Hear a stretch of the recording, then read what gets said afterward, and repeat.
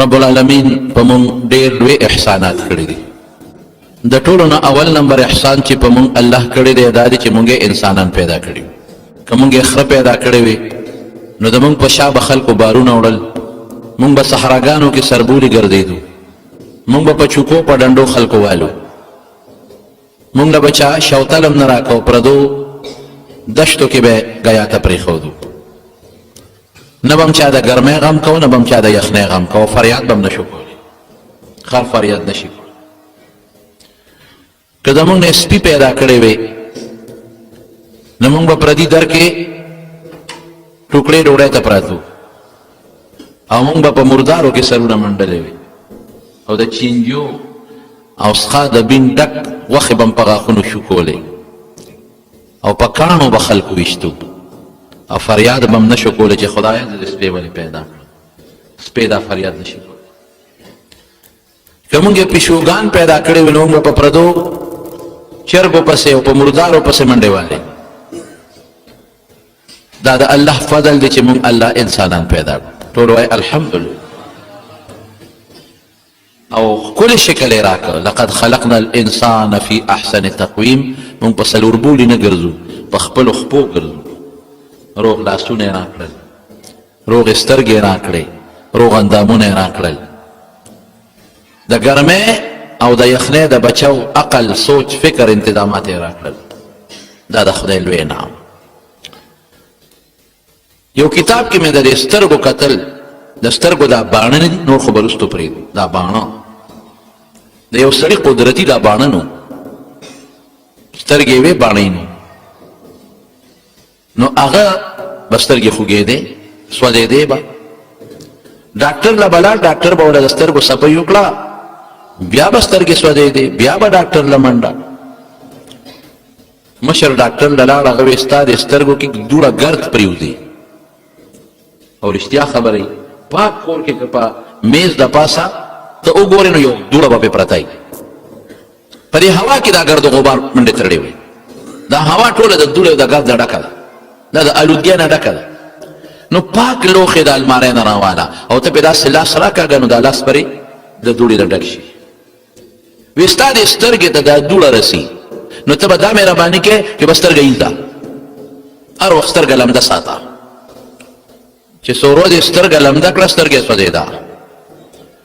ډاکټر له لاړ، وي د سترګو د اوبه بندې که، د اوبه ستا سترګې ته دومره ورسېدې چې هغه اوبه نقصان ورکوي. ډاکټر صاحب زه څه وکړمه؟ وی پته ولګېده چې دا ټول مسله د دې سترګو د بڼو ده. نو ما هغه کې سوچ کاو، مې دا ګاډی چې کله رواني او باران شي دا شیشه تته شي نو یو شی دی هغه د پلاستیک او څه ورته وایي ویفر ورته وایي،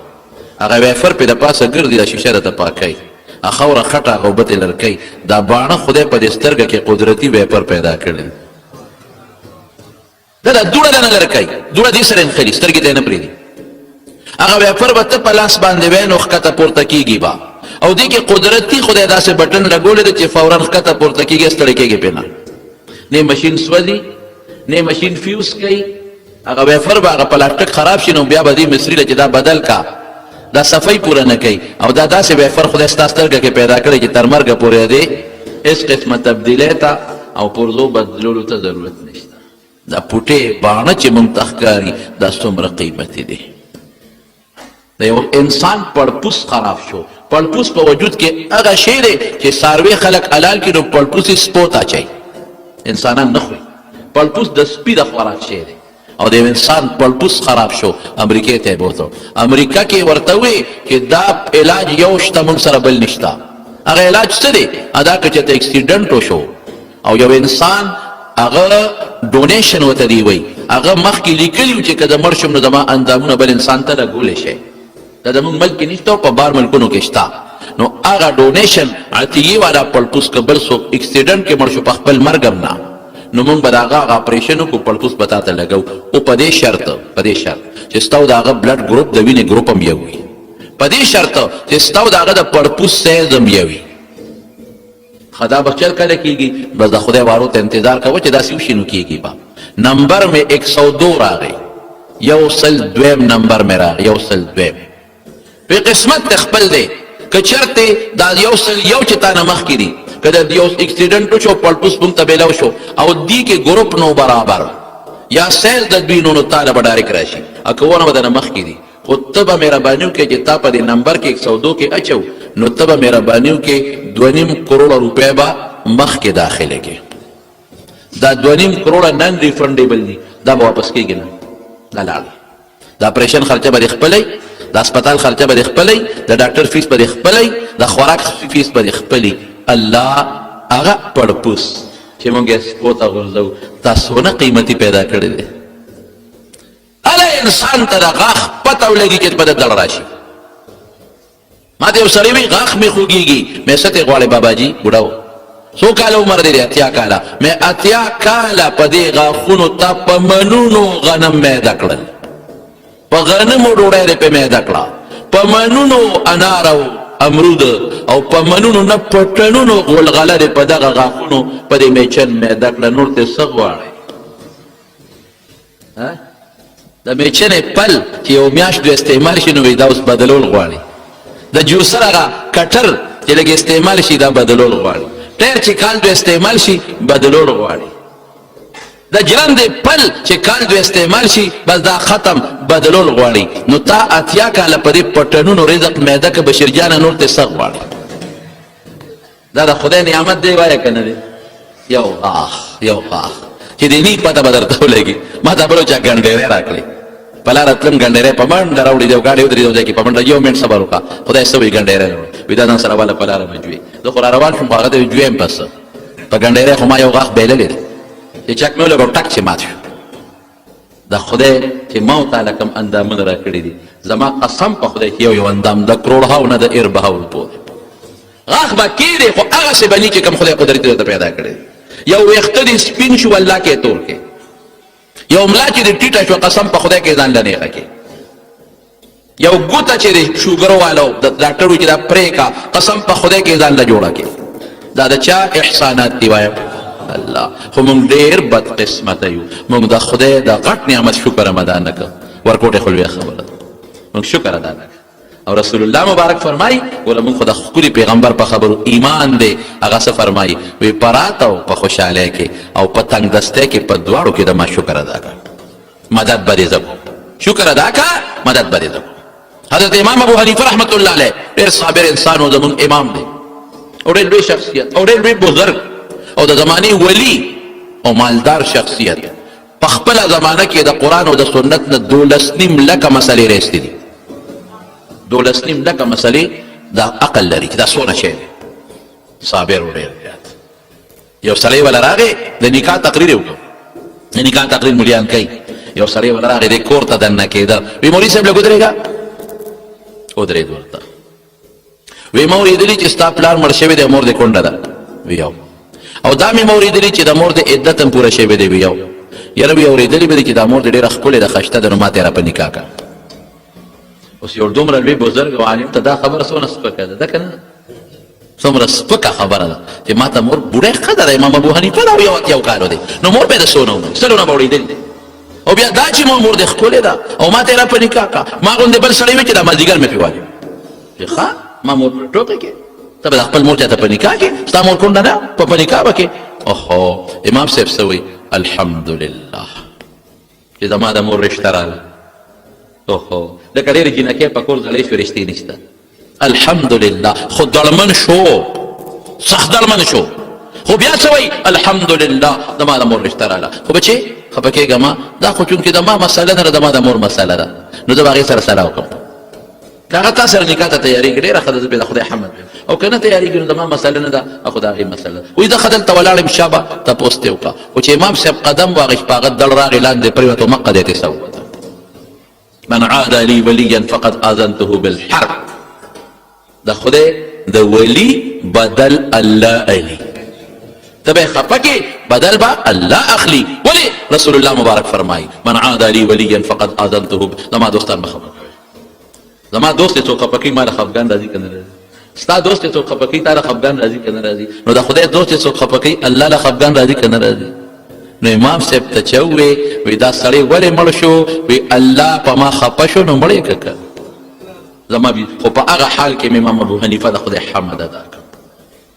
حمد دا خدای صفت شکر. حضرت ابراهیم علیہ السلام چې کله حضرت اسماعیل علیہ السلام راوستو د بیت الله په خوا کې پرېښود تر د مور او دې تلار شام ته او په دشتو بیابان کې خپل بیبي حضرت هاجره او خپل معشوم د تیرودو بچي حضرت اسماعیل پرېښود او لږې غوندې اوبې ورته پرېښودې په مشکیده کې او لږ غوندې ستوان او څه خوراک مراک یې ورته کېښود او ابراهیم علیه السلام ترې روان شو. دا بیبي ورپسې شوه. خو پوهېږه چې دلته خو په میلیونو انسان نشته او دا اوبه به سبا خلاصې شي او دا خوراک به سبا ختم شي، نو زه به څه کوم؟ او دا په ما درنده راغی، زمري را باندې راغی، غله رالل، انسانان رالل، دا به څه کېږي خدای؟ دې دشت او بیابان چې په میلیونو انسان نشته او که دا باران شو نو زه به څه کوم؟ دلته خو څمکه نشته چې ورننوځم. مار شته، لړم شته، اوچ میدان، تولې سره څه وکړم؟ د شپې څه کم دی وده شم، بړستن نشته، ګلی شوه، زه به په څه کې ځان پټوم؟ ابراهیم علیه السلام ته د الله حکم وروان شو. بی بی هاجره ورپسې پاڅېده او ورته یې سړیه الی من تترکونه، چاته م پرېږدې؟ الله، موږ چاته پرېږدې؟ و ابراهیم علیه السلام ډېر صابر و، پړه ډېر زیات نرم و. الله وایي ان ابراهیم لأواه حلیم، ډېر صابر او حلیم صابره. عقلمند ته م وایي او اواه، هر وخت به الله ته زاري کوله، آه به یې کوله او ژړل به. هتې روان دي دا ورپسې ده. الله یې تاسو ګورئ دا باب المروه چې کوم دی راځي دې طرف ته روان دي. نو دا ښځه ورته بیا وایي ای ابراهیمه تا ته ویم که نه، لږ مخ راواړوه، الی من تترکونه، چاته مه پرېږدې. دې غږ نه کوي که خو ژړا ورځي، که چاته ګوري خو بچي ته کم ځای کتې شي. او دغه یو نیازبین بچی دی، بل شته هم نه. حضرت اسحاق علیه السلام لا نه دی پیدا شوی. الله بیا ورپسې لاړه، چې لاړه ورته بیا وایي ای ابراهیمه ما ته وګوره که نه، غږ نه کوي غریب. اخره کې دې د لمن نه کلک راونیوی. چاته ځي؟ موږ چاته پرېږدې؟ دې دشت کې وادي غیر ذي زرع چې پکې قابل کاش بوټ هېڅ نشته، چاته مه پرېږدې. ښځه پوه شوه چې دی خو خبرې نه کوي، خاوند پته لګي سړي ته. وی الله امرک بهذا، دا درته خدای ویلي دي؟ پوه شوه. ابراهیم علیه السلام دقسې سر وړکه، ښځې فورا لمن پرېښوده. اذن لا یضیعنا، چې الله ویلي دي نو الله ممل دې موږ به نه ضایع کوي، ایمان نه به مو ضایع کوي. زه په مخه دې ښه. نو ابراهیم علیه السلام چې هلته لاړ نو الله ته یې لاس اوچت کړ. ګیله نه کوي. مونږ خلک خو چې معمولي ډوډۍ کمه شي د خدای نه ګیلې شروع کړو. مونږ خلک خو چې معمولي د ځان نه لږ مالدار ووینو نو پس بیا مونږ ګیلې شروع. مونږ خلک خو چې لږ د ځان نه غوره ووینو او دا مونږ پکې څه کوي، بیا مونږ ګیلې شروع. یو سړی جومات نه ووت او پرش او سپلی وشلېده، چې وشلېده دا پوندې دې نور سره ولګېدله. اوهو خدایه زه د جومات نه کوز شوم، مونځ له کوم او زما دا حال دی، بل موټر کې ګرځي، زما دا حال دی، خپه مې وسودېده. چې ویې کتل یو سړی د جومات ته را روان دی او د هغه غریب سپلی نشته، شل دی په توخېدو را روان دی، په توخېدو. چې په توخېدو څنګه را روان دی، وی الله زما توبه، الله توبه، زما خو پوټې خپل نور سره ولګېده د پرچ سره او چغې مې جوړې کړې. خدای چې د خوار د کم ځای نه جومات ته را روان دی په توخېدو، الله لا او پروا هم نشته، معافي غواړم.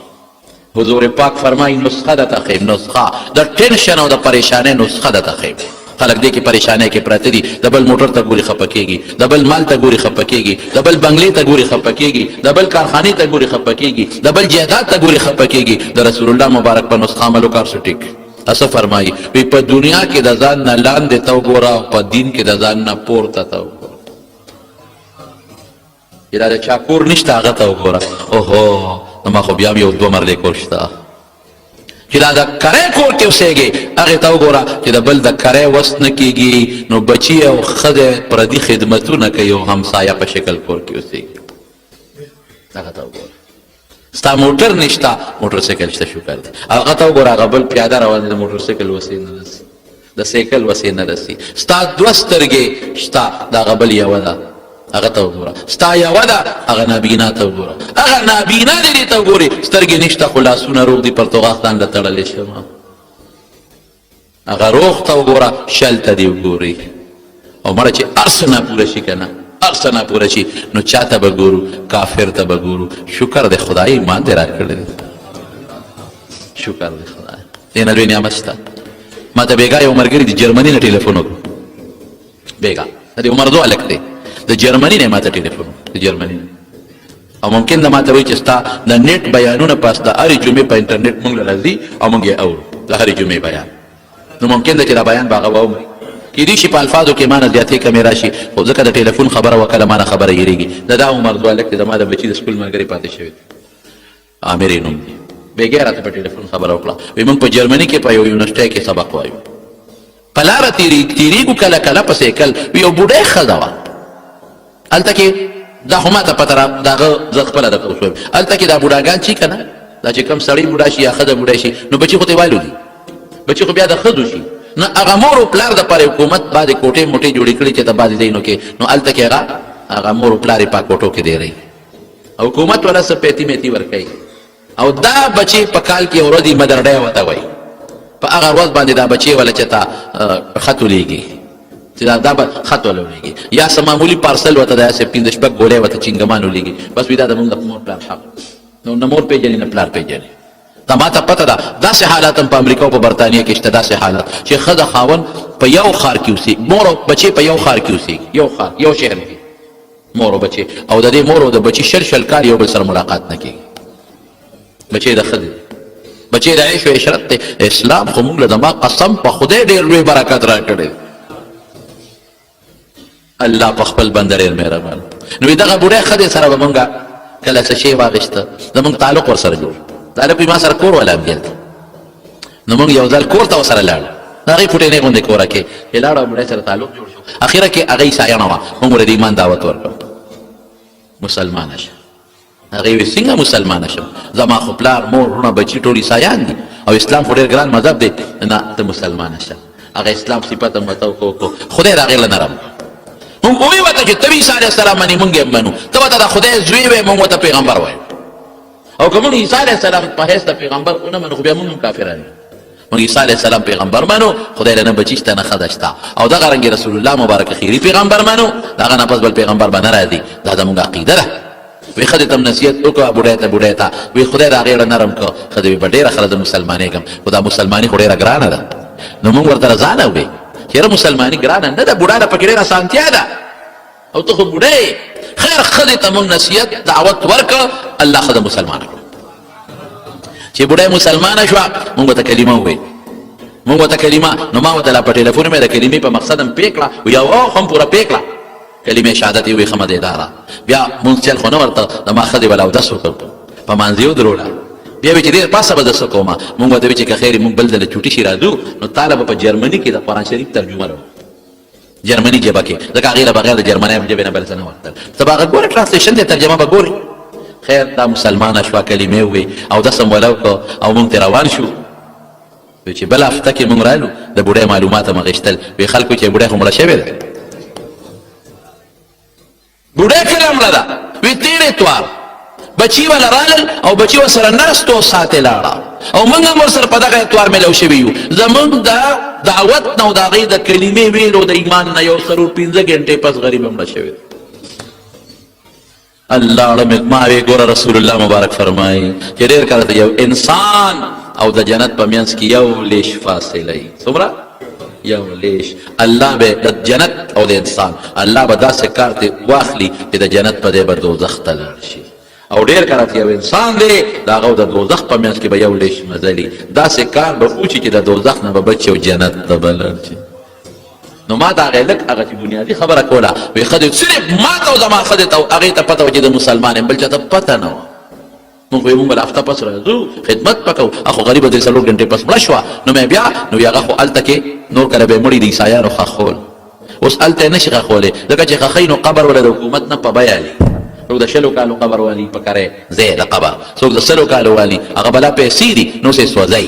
نو بیا ښځه ممکن د هغې سوځولې ده او غیرې کله دریاب ته یا بوټي موټي ته یا به چېرته ښخې کړي مونږ یې جنازې سره سوکو مې جنازه بس پرېږده بس خدای له رسېدلې ده زما وروڼو زه پې خوشحاله شم او ممکن ده تاسو هم پې خوشحاله شئ نو یو انسان چې کافر خدای بچ کړي او مؤمن شي نو موږ پې خوشحالېږو که نه نو موږ له خدای ایمان کله را کړی دی موږ له رب کله ایمان را کړی دی په دې به موږ نه خوشحالېږو دا څومره د خوشحالۍ خبره ده موږ یې د مسلمان مور او پلار نه پیدا کړي د کافر مور او پلار نه یو پیدا که موږ د کافر مور او پلار نه پیدا وې موږ به نن دا کلمه شهادت نه وې مونږ به د خپل لوی رب دا لفظ دا نوم الله په دې ژبه نه وي، مونږ به د ښکلي پیغمبر نوم په دې ژبه نه اخیست. دا چې مونږ د ښکلي پیغمبر نوم په ژبه الو درود پې وایو، درود شریف، او دا د الله ذکر کوو، دا کلمه وایو، قسم په الله دا د خدای مهرباني ده. څومره خواري مونږ سره مور او پلار په دې کې کړې ده، څومره خواري، څومره خواري. راته به الله للو للو وي چې د ګولو به څه به وي، د الله نوم الله وایا. کافر ته دا څوک وایي، کافر خپل بچي ته وایي ساري، تھینک یو، دا زده کا، ساري دا زده کا. مونږ ته به څه وي، الله زده کا، بسم الله زده کا. دا د خدای فضل او کرم. په ښه او بد کې به د الله شکر ادا کې، د ځان نه لاندې ته به ګورې، د ځان نه پورته به نه ګورې، د خدای شکر به ادا کې. او په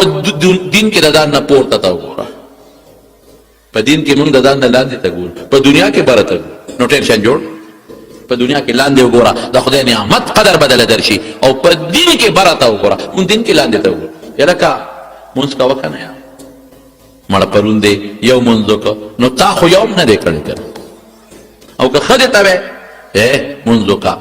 ما وکړه ماښام، نه که نه ماسخوتن هم وکړه، خور خو دې یو هم نه دی کړی، ما خو یو هم وکړه که نه. لاندې ته ګوري، لاندې ته. نو په دین کې چا ته ګوره، بله ته. نو هغه چې څه کوي هغسې وکړه. دا د الله پاک د رسول مبارک وینا ده زموږ په ایمان. نو ابراهیم علیه السلام څونه وکړې ده، بیبي څونه وکړې ده، بچې څونه وکړې ده. او چې اخوا لږ مخکې لاړ او غر ته وخت او د خپل بچي نه سترګې بل طرف ته شوې، نو څه وایي، ربنا انی اسکنت من ذریتی بواد غیر ذی زرع. ای زما ربا، د فریاد دی بیا الله دی. یعنې تکلیف راشي چاته چغه و مونږه، الله ته. هسې م یېري په غاښ در راغی بیا چغه و، ربنا ای زموږ ربا، انی اسکنت من ذریتی بواد غیر ذی زرع. خدایا بچی مې په یو دشلق بیابان کې پرېښود. ربنا لیقیموا الصلاة، خدایا چې تایید کی الثنوي فاجعل أفئدة من الناس تهوي إليهم وارزقهم من الثمرات لعلهم يشكرون. دې ټکي لازم سوي الله چې تایید کی، یا خدای څوک ولا را ولا یوازې دي غریبانان، دا بس څه کوي یوازې. او خدایا روزي ولا د میوو په شکل کې ورکړه،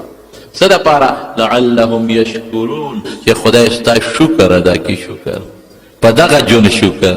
په دغه دشت و بیابان شکر، په ښه او بد دواړو کې به شکر د الله ادا کوې. یو نوړی که چا درکړه، یو نوړی وی الحمدلله،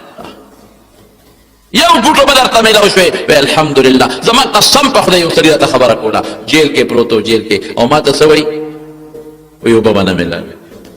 نو چې ډېر د کافرو جیل کې وی چې ډېر زیات به تنګ شو او د تندې له راسه به م چغې کړې، نو زمونږ په مخ کې به په کاسه کې متیازې وکړې چې دا اوس کا کاسه کې. او چې خپه کولو به نو قرآن شریف پې راواغېږي، د پاسه به پې ټوپونه وه او متیازې به پې کړې زموږ د خفګان. موږ د خدای د کم نعمت شکر ادا. جوس کې درته میلاو دي، شربت کې درته میلاو دي، پاکې اوبه درته میلاو دي، څه به کوې ورسره. هارون الرشید ته چا وی که داسې ځای کې ګیر شو چې هېڅ درته نه میلاوېدل او د تندې مرې، او څوک درته وایي چې دا نیمه بادشاهي راکړه، یو ګیلاس اوبه در کوم، ور به کې؟ هغه وی بلکل، یو د تندې مړ په باچې څه کوم، بلکل نیمه ورکوم. وی ښه چې دا یو ګیلاس اوبې درله درکړې، نیمه باچې خو دې لاړه. او بیا درته وایي هغې ادې ونښتې په مثانه کې، لاندې نه وتې. اوس بل یو درته وایي چې او ته به چغې وایي چې متیا دې نه ودي، او درته څوک وایي چې دا نیمه بادشاهي راکړه چې دا متیا دې د نه وباسم، ور به کې چې مرم او چغې وم په بادشاه څه کومه. وی پته ولګېده چې دا ټوله بادشاهي ستا د یو ګیلاس اوبو قیمت لري، نیمه په دننه کېدو له یو نیم په وتلو کې. دا د خدای نعمتونه دي چې مونږ له الله راکوي. الله څه چل وکړه، جرهم قبیله راوسته او د ابراهیم علیه السلام د بیبي او د بچي سره دیره شوه او دی پکې لوی شو. چې لوی شو نو ابراهیم علیه السلام څه موده پس به راته د دې بچو ښه خیال به یې اخېسته. نو چې راغی او ابراهیم علیه السلام واده م کړی دی، دروازه والا نو خدای ولا आवाज ورکړه، څوک یې باباجي څوک یې؟ وی زه خو یو سپین ږیري بوډا راغلی یم، خاوند دې څه شو؟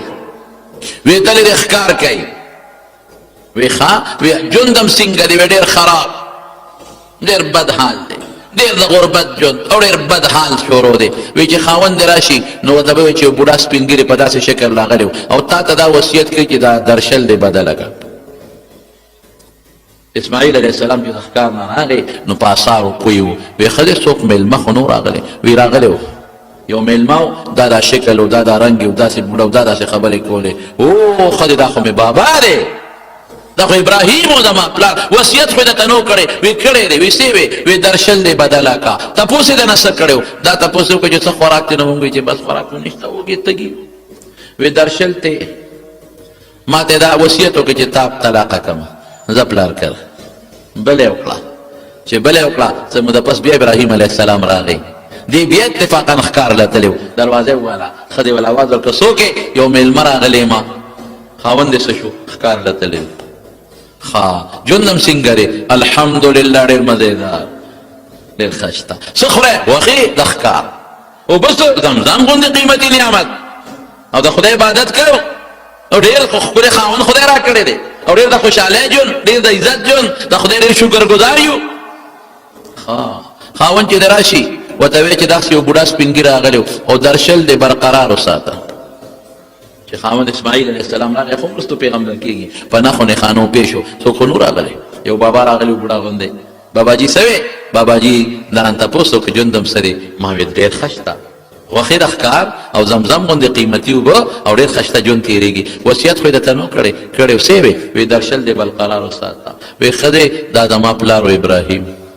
تا د خدای شکر ادا کا بل سپیرې نو ادا کړی نو ستا هغې متعلق اډر وکړه چې لږ دا ناشکره ستا متعلق اډر وکړه چې دا شکر ګزاره ده ویې ساته ګوره د شکر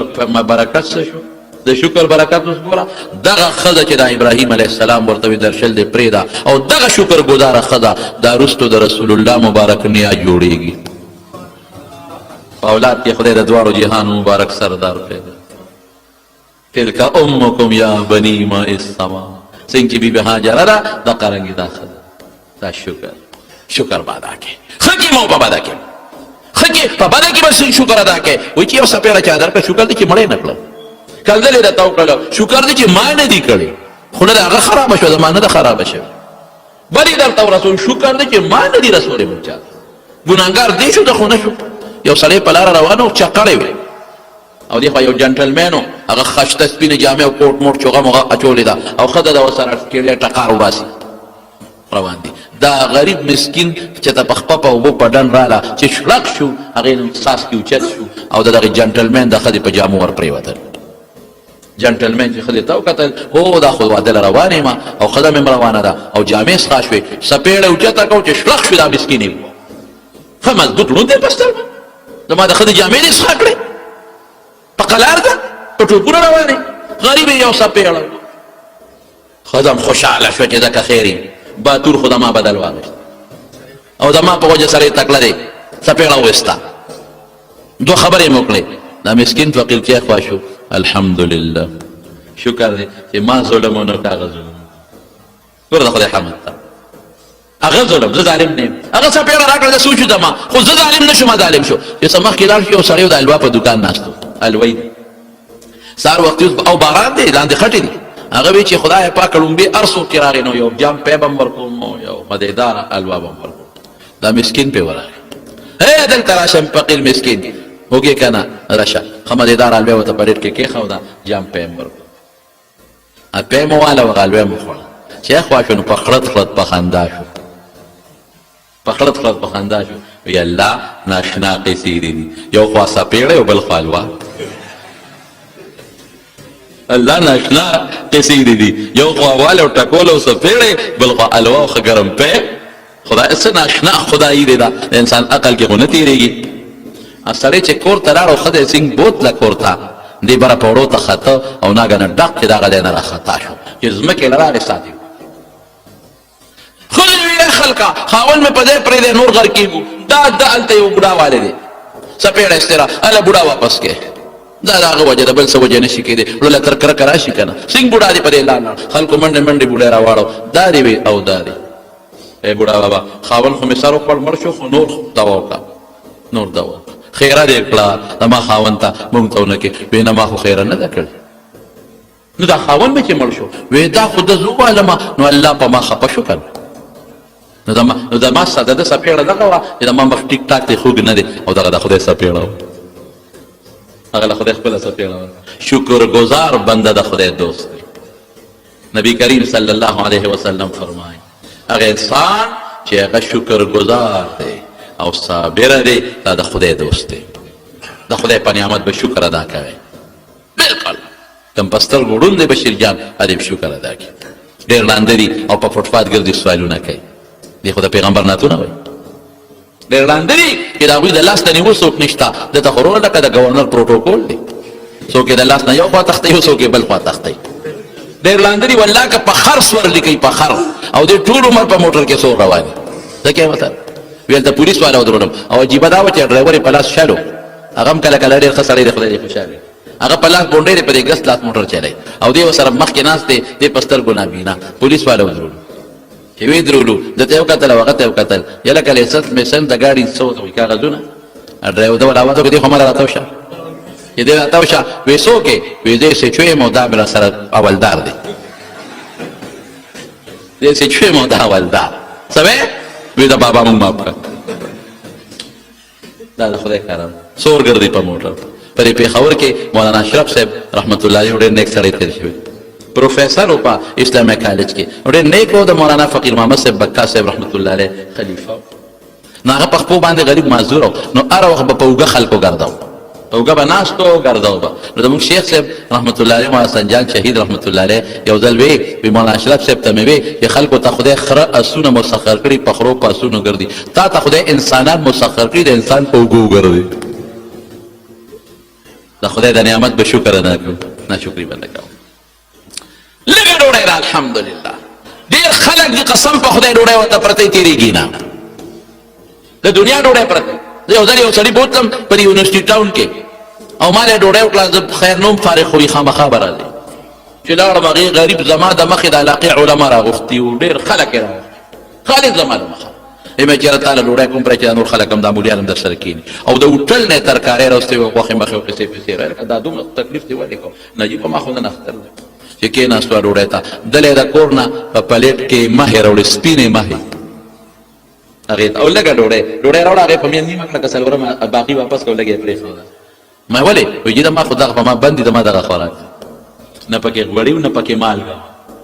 نه غوړي نه مالګه مې ډوډۍ چې مې واخېسته هغه هم بې مالګې وي دقه مې خوراک دی مال ډېر د دنیا مال لیکن خپله نشي نو که تا له خدای دوه کجورې هم درکړي او د وربشو ډوډۍ هم درکړه او لږ شي هم دله درکړه نو د الله شکر به ادا کوې د الله حمد به وې او د الله شکر به وې په دې الله خوشحالېږي او بیا د مسلمانانو شکر رښتیا وایي چې ته لا اله الا الله د دې نه لوی نعمت بل شته او چې په مانځو درې کې 2 رکعاته نفل وکړي او تندی دې ځمکې له لاړ شي او خدای ته دې سر کېښود لږ سوچ ته وکړه چې الله ګورې سر مې د ځمکه کېښود زما قسم په خدای که د دې نه لوی نعمت که د 2 رکعاتو نفلو نه او د شپې په نیمه کې چې ورته بیا ولګې سر او وجاړې ورته زما قسم په خدای که د تهجدو دا 2 رکعات او د هغې جړه دا د وزارت عظما نه د ټولې دنیا د بادشاه نه قیمتي شي په هغه بادشاه به ته خوشحالېږې په دې رب خوشحالېږي او چې ورته جاړې نو خاندي درته ته ورته جاړه هغه درته خاندي خوشحالېږي درته دا نه نعمت نه دی یو سړی په لاره روان دی او ډېر زیات بې سوکه دی سپلی هم نشته شلېدلې جامې دي یو ښار ته ورغې پخوا د دې ښاریو دروازې وې زموږ د پېښور هم دروازې دا لاورۍ دروازه ده او دا شنه غری ده او دا کوټۍ ده څه ورته ویلې کېږي دا بله ده خیبر ګیټ او څه دا دروازې او ما د مشرانو نه اورېدلي دي چې دا دروازې بیا د شپې بندولې او سا بیا کولاولې د ښار نه فصیل دیوال ته و دغسې یو ښار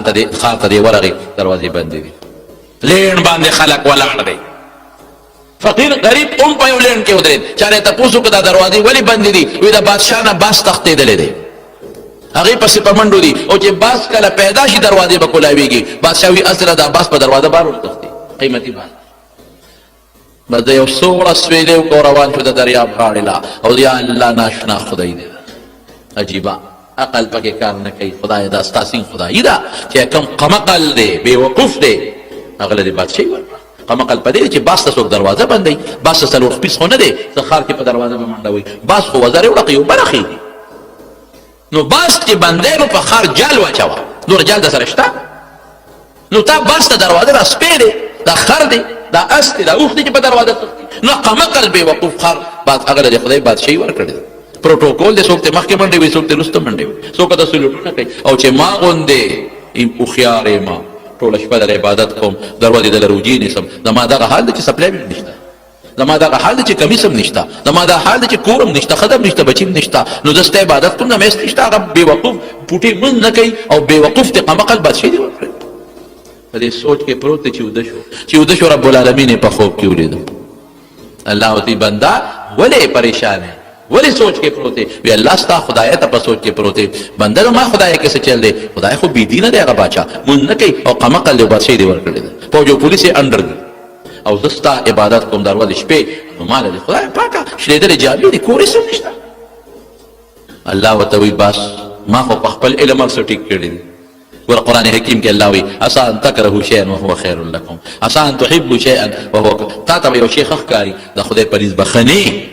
ځکه یې دله نه درکوي تا ته به یو شی بد ښکاري او د خدای په نسبت ښي موږ د خپل خیر او شر نه نه یو خبر الله زموږ د خیر او شر نه خبر ده ما خو ښه کړي دي خو که ته وایې چې دا ښه نه دي نو دا ستا په دې خبره به فیصله وکړو ستا دا چې کوم نعمت دی دا به هغه له ورکړم د هغه نعمت به تاله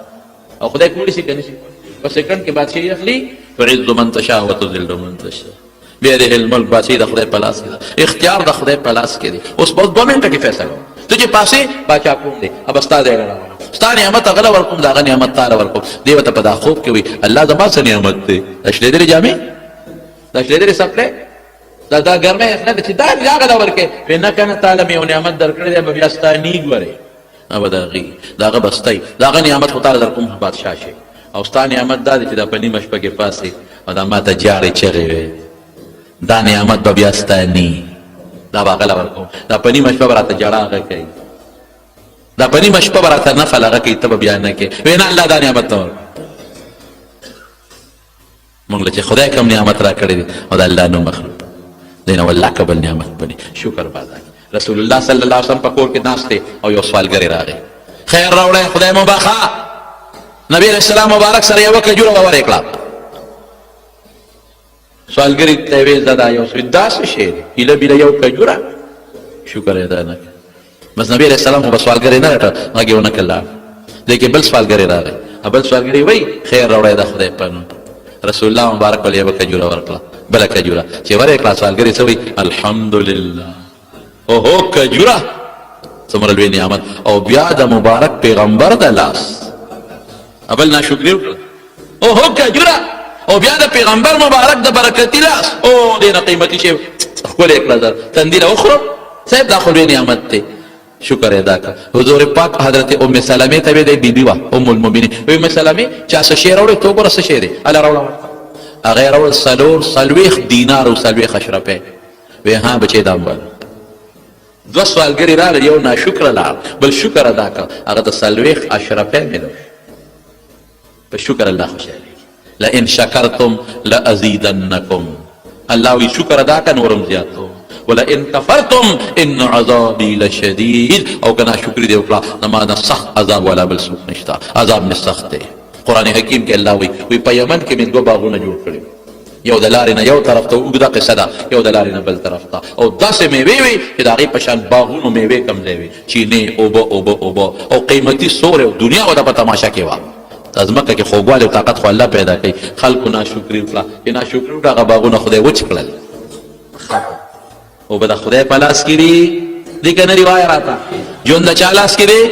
عزت د چا لاس کې دی بچی د چا لاس کې دی روغ صحت د چا لاس کې دی مرګ د چا لاس کې دی او دا حج چې د طاقت درکوي څوک به درکوي عمرې نه به دې څوک بوځي عزت به څوک درکوي الله اخلي به څوک الله بس د دغه خدای شکر ادا کوه او ان تعدوا نعمت الله لا تحصوها الله وی زما د نعمت شمیر نشي کولی دا خو ما هغه د وجود نعمتونه درته وي د انور ته ګوره سپومې ته ګوره د کائنات دا ټول انسان نه پیدا لیکن الله بیا ګیله کوي اخره کې ان الانسان لظلوم کفار انسان ډېر ظالم دی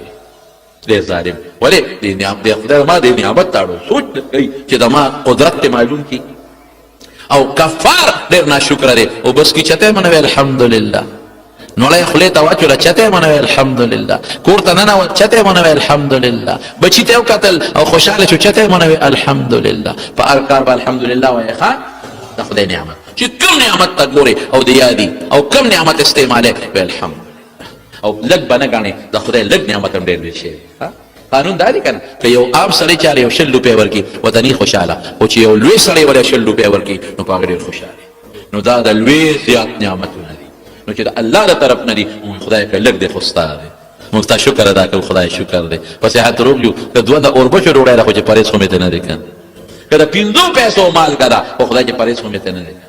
نو د خدای به د نعمت قدر کوو او د الله د نعمت شکر به ادا کوو الله وعده کړې د خدای به زیاتوي او که شکر هم ادا نه کړه نو خدای به کموي دعا وکړئ رب العالمین تا موږ له ډېر نعمتونه راکړي دي خدای ستا په موږ ډېر زیات احسانات دي خدای دا نعمتونه نور هم سیوا کړه الله د دې نعمتونو د شکرې طاقت راله راکړه او خدایا دا چې څومره تا په موږ احسان او فضل کړی دی خدای د دې احسان او فضل د شکرې توفیق راکړه او خدای د احسان او فضل نور هم زیات کړه خدای چې کوم نعمتونه راکړي را نه ما اخلا خدای چې چا سره مال دولت نشته ته مالدار کې څو غریبانان دي او خدای پاک ته بے کس دي قرضدار دي د حلال او فراخ روزي ورکړي خدای کله چا د روح صحت نعمت نشته نو خدای روح صحت ولا ورکړي کوم بیماران دي الله شفا ولا ورکړي کله چا بچی نشته باندې دوستان دي بچی نشته دام به نعمت دی خدای د بچو د نعمت نه محروم دی الله بچی ولا ورکړي کله چا زامن نشته د زامنو د نعمت نه محروم دی خدای زامن ولا ورکړي که چا ته په کورونو کې پریشانې دي ټینشنونه دي یا الله هغه پریشانې ټینشنونه په خوشحالو ولا بدل کړه خدای کله چا روزګار کې کمزورتیا ده او الله په روزګار کې ولې برکت او خیر واچوي زموږ باید دوستان دي هغه پېښور صدر نه راغلي دي باید دوستان دي هغه صوابۍ علاقې نه راغلي دي باید د نوخار نه راغلي دي پېښور اچیني یو ځای بل نه ډېر میلمانه راغلي دي او ډېرو دوستانو د دعا درخواستونه کړي دي الله دې حاضر جمع کړي چې څومره دوستان دي او د چا په زړه کې څه حاجت دی خدای دې ولې پوره کړي هغه کارخانو مارکېټ نه زموږ باندې دوستان راغلي دي او دعا ورته وکړي مور پلار بیماران دي الله شفا ولا ورکړي او څه پریشانۍ دي الله هغه په خوشحالو بدله کړي خدای چې چاته څه ټینشن دی هغه په خوشحالو بدل کړي چاته څه پریشاني ده په خوشحالو بدله کړي د چا خدای په کورونو کې رواني دي خدای ته په روغ بدله کړي د چا په ګاونډ کې رواني دي الله ته په روغ بدله کړي خدای چاته څه قسمه د دین مشکلات دي هغه مو په خیر بدل کړي د دنیا مشکلات مو په خیر بدل کړي د چا بچی نافرمانه دي خدای فرمان بردار کړي د بچو روزګاری نه خدای سړي روزګار ولا ورکړي او الله تعالی د چا بچی داسې دي چې هغه په لوفرو کې گیر دي خدای د لوفرو نه وساتي الله د زنانو په سرونو د حیا او د پردې صادر واچي خدای مونږ ته محتاج یو جمعې مبارک ورنده او عبادت لراغلی او مونږ ټول ته محتاج یو الله او ستانه بغیر زموږ یو کار نه سميږي نو خدای مونږ ته محتاج یو د مهاجتونو پوره کړه مونږ ته دین او د دنیا د دواړو لارې احسان وکړه او باید دوستان دې زموږ هغه بل حسین راغلی دي مونږ سره کور کې کار کې دعا وکړي چې الله ول ډېر خیرونه برکتونه خوشاله ورکړي نور څومره دوستان دي څوک تاسو سره مونږ سره مینه کوي خدای دې ورسره مینه وکړي او چې څوک بغض کوي خدای دې په زړونو کې محبت پیدا کړي په دې وطن کې دې خدای د قرآن او د سنت نظام راولي او الله ته زموږ د بچو نه راضي شي